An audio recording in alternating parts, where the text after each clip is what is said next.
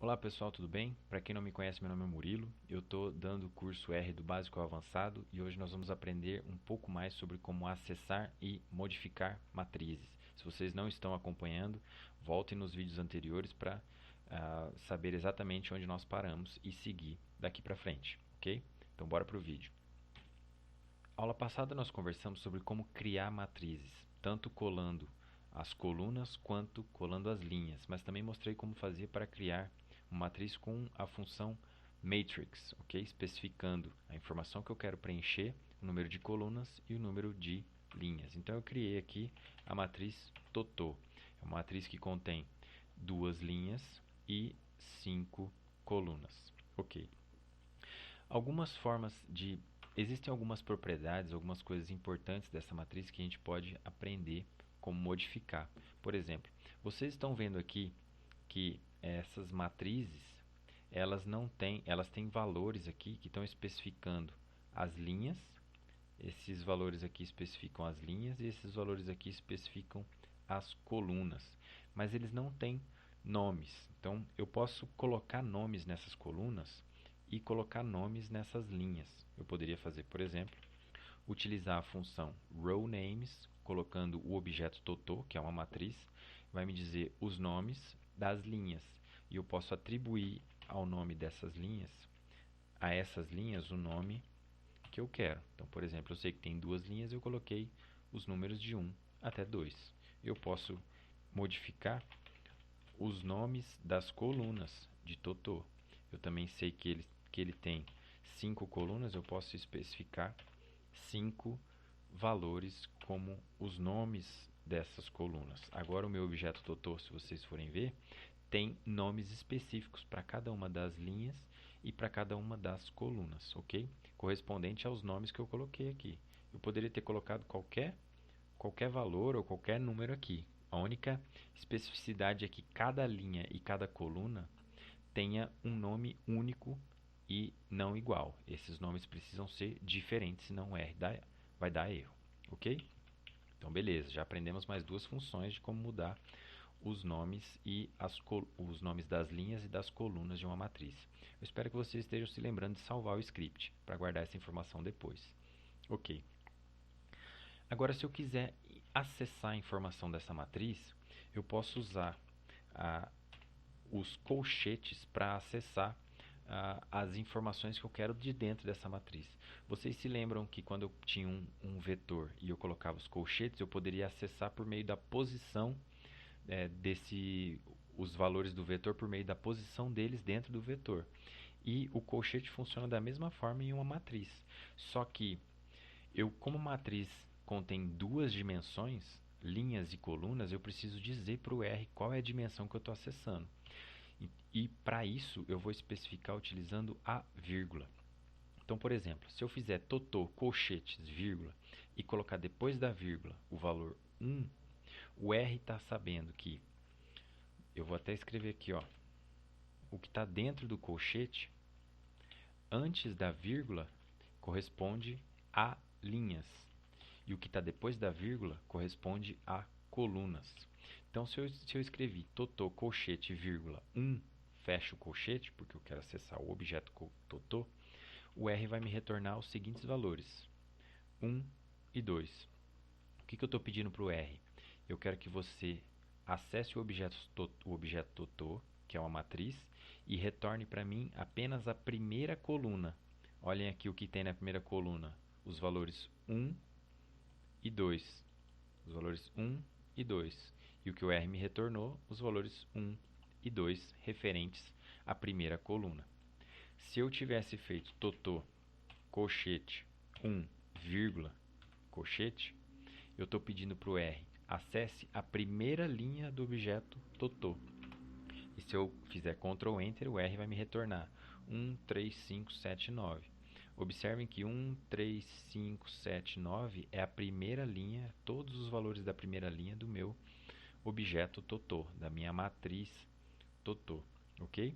Então, se eu quiser acessar qualquer elemento da minha matriz, por exemplo, eu quero acessar o valor que está na segunda linha e terceira coluna. Eu estou pedindo dessa vez que o R me acesse os valores nas linhas e nas colunas. Só tem uma informação que se cruza nessa intersecção, linha 2 e coluna 3, e ela é o valor 6. Observem aqui, linha 1, linha 2, então essa é a linha 2. Agora eu quero a coluna 3, coluna 1, 2, 3.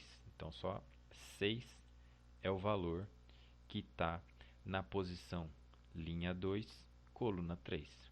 Se eu quiser acessar qualquer objeto, basta eu mudar o valor que eu tenho aqui dentro do colchete, separando por vírgula. Isso vai me dar o valor que está na primeira linha e na quinta coluna é o valor 9. Então é esse o valor que o R fornece para mim. Então beleza, vocês já sabem como acessar esses valores. Se eu quiser modificar esses valores, vamos supor que eu observe esse valor 9, esse valor não está correto. Esse valor na primeira linha e na quinta coluna, ele não é 9, ele na verdade deveria ser 99. Eu vou acessar esse valor e vou atribuir a essa posição um novo valor, 99. Dessa vez, Totô vai ser uma matriz, mas em vez do valor 9, ele vai ter o valor 99, certo?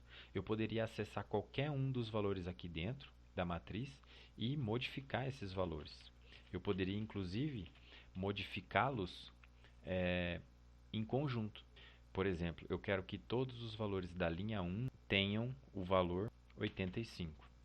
Então, eu vou modificar a linha 1 inteira e vou atribuir a essa linha inteira o valor 85.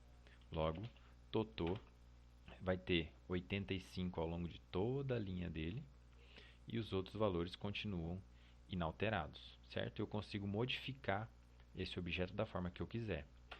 Ok, mas eu não preciso só ou acessar esse objeto por meio das linhas e colunas. Eu posso acessar por meio dos nomes.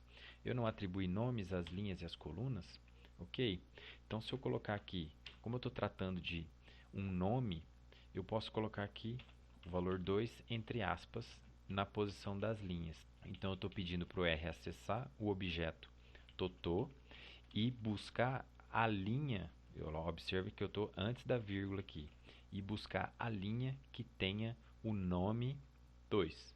Por coincidência, a linha que tem o nome 2 é justamente a linha que está na posição 2. Mas ele vai achar a linha que tem o nome 2 e vai retornar para mim.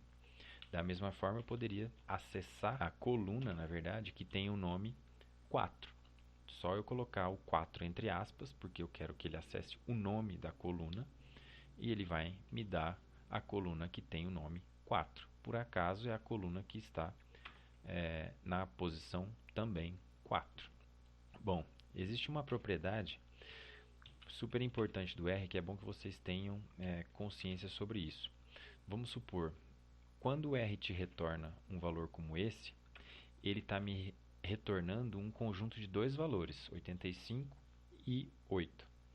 Só que se eu perguntar para ele que tipo de objeto é esse, eu utilizei a função aqui is.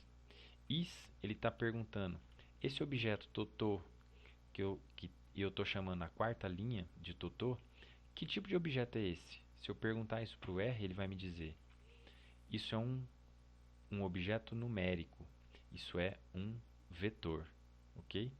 Então, quando vocês estão acessando uma linha ou uma coluna, o R está retornando para vocês um vetor. Então, notem que vocês tinham uma matriz e quando vocês acessam uma linha ou uma coluna, o R retorna para vocês não uma matriz, ele retorna um vetor. Ok? Eu vou ensinar para vocês uma propriedade importante que agora pode não fazer muito sentido, mas que vai ser importante para as próximas etapas. Então, para quem está em estágio avançado de programação, esse detalhe é super importante. Então, o objeto Totô é esse aqui. Eu tenho 4 colunas e 2 linhas. E eu estou usando o colchete para que o R me retorne a coluna que tem o nome 4. Então, ele vai me retornar os valores 85 e 8, certo? Que é exatamente essa coluna aqui. Então, ele me retorna 85 e 8. Ok.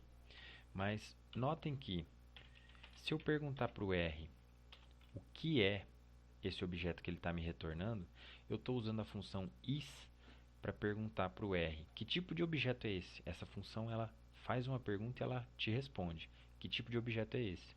Então, esse objeto que eu acabei de mostrar para vocês, que tipo de objeto ele é? O R vai me responder, isso é um valor, isso é um objeto numérico e ele é um vetor, ok? Então, notem, o meu objeto Totô é uma matriz.